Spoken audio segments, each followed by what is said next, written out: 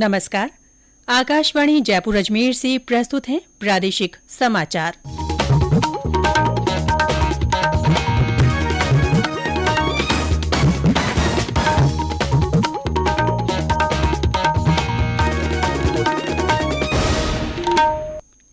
समाचारों के साथ मैं रितिका गुप्ता। प्रधानमंत्री नरेंद्र मोदी ने कहा है कि भारत जैसे तेजी से प्रगति करने वाले देश के लिए शहरी नियोजन समय की आवश्यकता है और ये अमृतकाल में देश की नियति निर्धारित करेगा। शहरी नियोजन, विकास और स्वच्छता पर आज पोस्ट बजट वेबिनार में अपने विचार साझा करते हुए श्री मोदी ने कहा कि केंद्रीय बजट में शहरी नियोजन और बुनियादी ढांचे के विकास पर विशेष ध्यान दिया गया है। उन्होंने कहा कि नए शहरों का विकास 21वीं सदी में भारत की नई पहचान बनाएगा। श्री मोदी ने शहरी विकास में परिवहन प्रणाली, बुनियादी ढांचे और जल प्रबंधन पर ध्यान केंद्रित करने की आवश्यकता पर जोर दिया। प्रधानमंत्री ने इस बात पर भी जोर दिया कि शहरी विकास के साथ साथ मानव केंद्रित विकास सुनिश्चित किया जाना चाहिए। प्रधानमंत्री ने कल असम के डिब्रूगढ़ में संपन्न हुई गंगा विलास क्रूज की यात्रा की सराहना की है। एक ट्वीट में श्री मोदी ने कहा कि इस विशेष क्रूज ने अपनी यात्रा पूरी की और उन्होंने आशा व्यक्त की कि गंगा विलास क्रूज में भारत और विदेशों से और अधिक यात्री भाग लेंगे। गंगा विलास भारत में निर्मित एक क्रूज पोत है जिसे प्रधानमंत्री मोदी द्वारा झंडी दिखाए जाने के बाद 13 जनवरी को वाराणसी से रवाना किया गया था।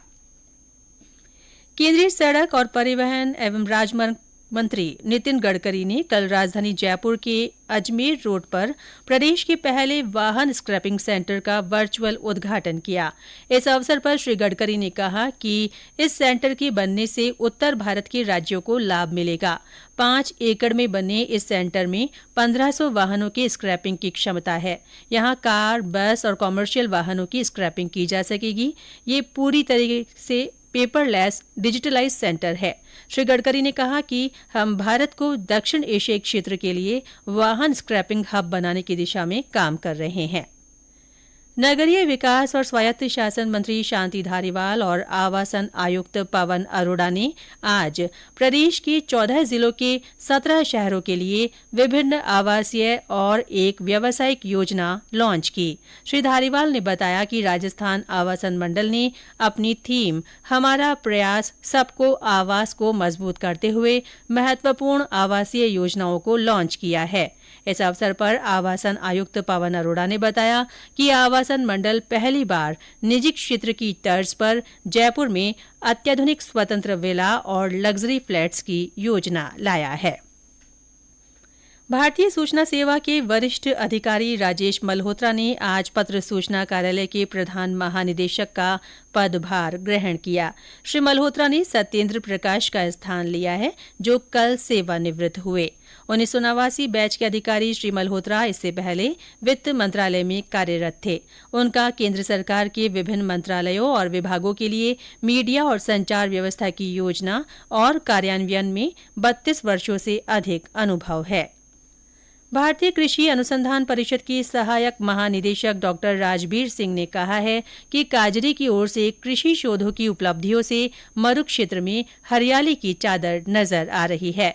डॉक्टर राजबीर ने कल जोधपुर में काजरी वैज्ञानिकों, अधिकारियों और कर्मचारियों को संबोधित करते हुए कहा कि पानी की बूंद बूंद से अधिक फसल, कम पानी, कम लागत और जल्दी पकने वाली फसलों पर जो कार्य हो रहा है वह देश के विभिन्न राज्यों के शुष्क और अर्ध शुष्क क्षेत्रों के लिए भी उपयोगी है।